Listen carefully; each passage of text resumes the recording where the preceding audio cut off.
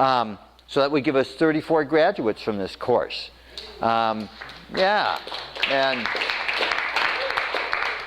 so that's a good number. There's a lot of courses that are smaller than this.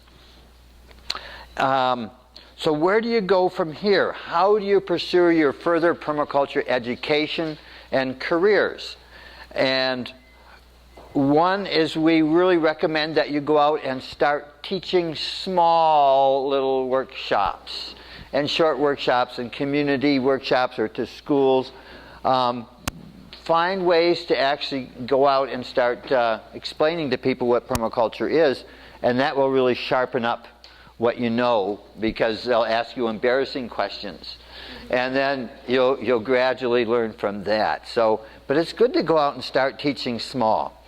Then over the next 2 years, you're supposed to all start getting experience, hands-on experience. Hands-on doesn't necessarily mean getting them dirty in the soil, though that's often part of it. Some people go out and specialize in economic endeavors, permaculture artistry, or there's governance systems. There's all kinds of mental or graphic arts or creating YouTubes. There's a lot of ways to use your talents besides actually grubbing in the earth. But that's probably almost always should be part of the curriculum, is working with real physical things as well. If you, and almost I'm sure you all will persist in your experiencing, because the only way you stop experiencing is if you die. Then you actually experience it somewhere else. But it's just that you don't stop. But while you're here, you're learning and getting experience, and then after 2 years you can apply, and I can't even tell you where right now, you can apply for your 2-year degree. And that says that you are now I don't know what the title would be, you are now a 2-year experienced permaculturist. And there's a name that'll be title given. And that will look good on your resume. And to get that 2-year degree, you have to do something like send in some designs that you've done, get a note from your course teacher saying, oh yes, you've been a good little boy and girl, whatever.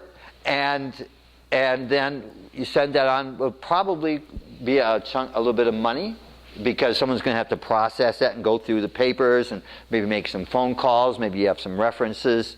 And so then, it would cost a little bit of money to get that extra degree. You can also go out and start getting advanced courses.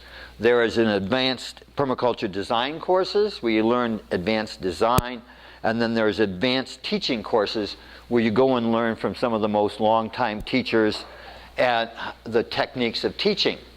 And so you can go to both of those, or you can go to specialized workshops like Caroline's putting on with David Jackie on forest farming, or with Deborah Berman on livestock. So you can go to specialty things as well. And so each one of those things gives you another level of training. All teachers and many professionals have to go through continuing education over time. And so permaculture is, sort of fitting into that as well. But we haven't developed our systems that much. I will say, though, that getting a permaculture certificate, you have lucked out, and that I got permission to issue you a Cascadia Permaculture Institute certificates before they let anybody else. They're just forming. They haven't quite dotted all the I's and all the T's. I couldn't formally go to the whole board of directors, etc., and say, can I be on your list? But Jude Hobbs, who's the president and the leader, said, Skeeter, we know you're going to be in. Yes, you can use our certificates now. So they will be following up on this whole 2-year degrees and all these degree programs very assiduously. A lot of this 2-year degrees and degree programs has fallen into shambles. At one point there was an international system for higher education all the way up to PhD. Bill Mollison was given a PhD permaculture certificate at the third International Permaculture Convergence, and I got to be there and see that. So at that one point they had all these different degrees set up. Australia actually has a whole system of permaculture education at all the vocational colleges across the country.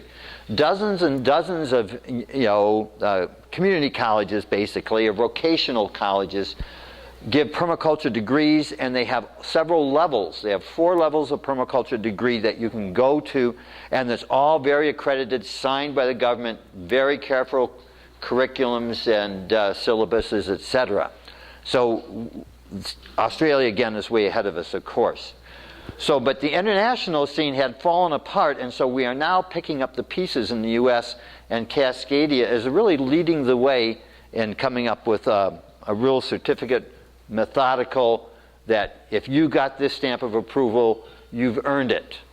And so, happy to announce that.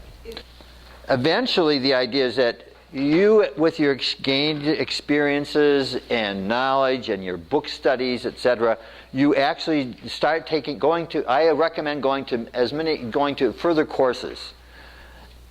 Other teachers will give you different perspectives, different personalities, different expertises. Going to classes and design courses in other ecosystems and in other cultures really helps you grow.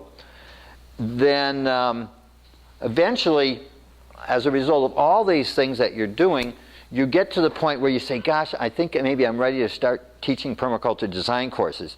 You should be doing team teaching or guest speaking at a permaculture design course, being a understudy, so to speak, of someone like me. So I've understudied a lot of other teachers. Marisha Auerbach taught her first design course with me, that was an actual residential one. And she's now, I think we're neck and neck at about 33 design courses each, and that was in 2005. So in 7 years, she's almost caught up to me in design courses taught. So she is on the move, and I just always proud that I helped get her, in a sense, not that she wasn't super smart already or better than me, it was that I got to help mentor her. So you seek out someone else to mentor under, and eventually a couple of those under your belt, and then you are the person in the front of the room that's the chief cook of the course. Now, it isn't that every course has a chief cook and then sub-underlings, etc., in a hierarchical fashion. I've done courses with 4 other fully qualified senior teachers. 5 of us. Oh, it was agony. It's like, isn't it my turn to speak? Isn't it my... I haven't spoken in days, I don't think. It's like you get too many teachers and then there's too much competition. So 3 is a good number for a big course. This is only a 1 person with guest speaker, and there's a lot of that in the trade. But when you do a residential course, usually it's going to be 2 or more full-time teachers with you. So not everybody can pull off a course with as little support as I've gotten. Not that I haven't had great support, but I'm carrying the bulk of the teaching here. Experience readings, watch YouTubes, be on the listservs. You can join, there's 2 major listservs in the world where you can follow the permaculture conversations. And one is called ibiblio.com, and we should probably find that. I can probably pull it out somewhere. And the other one is Open Permaculture something or other. I can't. I'd have to go to online to find the exact. Open Permaculture is international, based in Australia. Ibiblio is run by a man named Lawrence London. And if you go to Ibiblio, he runs a lot of websites. This guy is one of those people that has got a big head and he's got a big mouth. It's amazing how many emails he can put out in a month. Just astounding. Ibiblio, I. It's I. Ibiblio. And anyway, so he's very opinionated. But anyway, if you get on these listservs, there'll be people right now. There's been a really hot one, has been putting trees in on the Pine Ridge Reservation in Montana and describing the horrible soil conditions, etc. And what do you do in that situation? Sometimes it's political. A lot of times it's real hands-on stuff. You can have access to some of the finest minds in permaculture world by getting on these listservs and reading them. It gets boring after a while. You pick your strings after a while. Listservs, convergences. Go to convergences. You all have the chance to go to the Inland Northwest Permaculture Convergence in outside of Coeur d'Alene this year, September 13th, 14th, and 15th. And my goal is to bring together permaculturists from all around the Inland Northwest, but particularly from Northwest Montana and Eastern Washington and North Idaho. And the goal is to get 250 permaculturists all together to put our heads together to expand the movement and learn from each other and have a good time. And yoo-hoo! So anyway, you can go to the regional convergences. You can go to the Pacific Northwest Convergence, which is in August 2nd, 3rd, 4th this year in Oregon, just south of Portland. And there you'll meet hundreds of permaculturists. It's been running 400 to 500 people each time now. 400 to 500 permaculturists from all over Oregon, Washington, and other places. And wow, that is a blast. And there's a lot of people to meet and things to go to. When's that? That one's, I think, August 2nd, 3rd, and 4th. Where in Oregon? Forest Grove, Pacific University, just south of Portland. And you can get there by train. And it's really nice to go to convergences in other parts of the country or in other countries. I went to the Australian National Convergence one time. Wow, that was fascinating. Seeing who's who in the Australia permaculture movement, or some of them, hundreds of them. Then there's the international one, which is in Cuba this fall. So you can go to all those levels of convergences. Form a local group. Start working together in teams to do design. A lot of times you're just starting out. You may not, you're still learning. If you have several people on a team like we've had here, someone that's got a stupid idea, other people can say, oh, well, maybe we should calm down on that and go over here. So it's really nice to have other people that play off of. It helps. Two minds are almost always better than one or three or four. Not always, though. Teams, design, do implementations, create models, start teaching. Those are all the things that you should be, the world needs all hands on deck, and it needs vigorous action. It isn't a time for complacency, sitting back, retiring. There's a lot of work to do, and the crunch is on, some people think. You could just say, everything's okay. God is going to take care of everything just fine. I can just kick back. And that is my attitude to a certain extent, that everything will be just fine and God's got it all under control. But I'm part of the God's minions or legions that I'm supposed to be out doing something, working for the big boss, Mother Earth.